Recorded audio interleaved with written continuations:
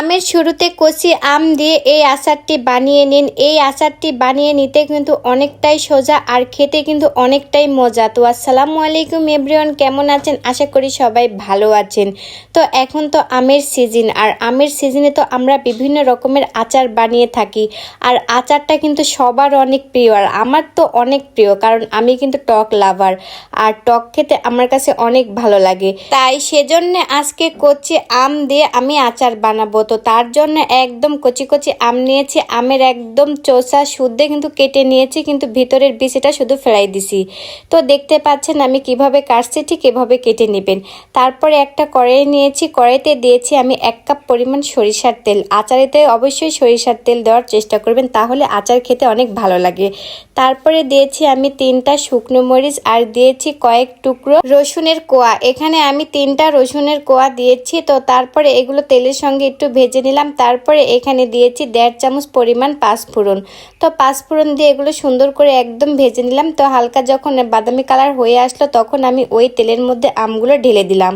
তো আমগুলো ঢেলে দেওয়ার পরে এখানে আমি পরিমাণ মতন দিয়েছি লবণ, পরিমাণ মতন দিয়েছি মরিচের গুঁড়া, আর পরিমাণ মতন দিয়েছি হলুদের গুঁড়া।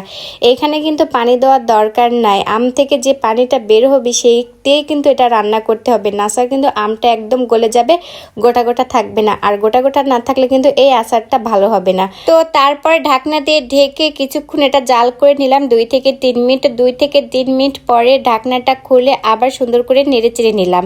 তো নেড়ে চেড়ে নেওয়ার পর এখানে আমি আখের গুড় দিব প্রায় 1 কাপ পরিমাণ। আপনারা এখানে মিষ্টি আপনাদের পছন্দ অনুযায়ী দিবেন।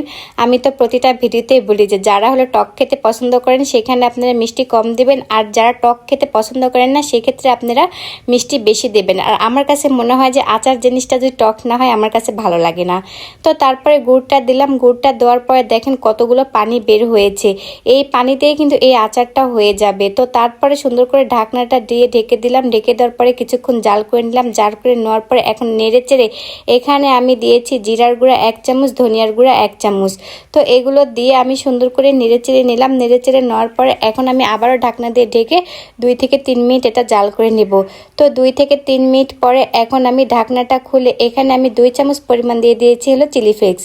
এখানে আমি 2 চামচ পরিমাণ চিলি ফ্লেক্স দিয়ে দিলাম। দেওয়ার পরে এখন সুন্দর করে নেড়ে চেড়ে নিব। তো এই ক্ষেত্রে কিন্তু আপনারা ভিনেগার দিতে পারেন, কিন্তু আমি ভিনেগার দিইনি, কারণ এই আচারটা বানাতে যতটুক সময় লাগবে শেষ হতে মানে তার থেকে কম সময় লাগে, কারণ বানানোর সাথে সাথে সবাই খেয়ে একদম শেষ করে দেবে।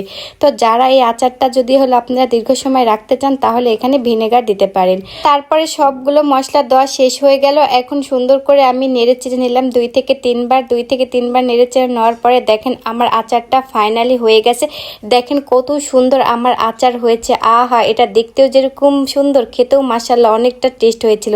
তো আপনাদেরকে ভেঙে দেখায়, দেখেন ভিতরটা দিয়ে কত সুন্দর কুক হয়েছে, আর সবগুলো আম কিন্তু গোটা গোটা ছিল। তো আজকে আমার এই আচারটা রেসিপি কেমন লাগলো অবশ্যই জানাবেন।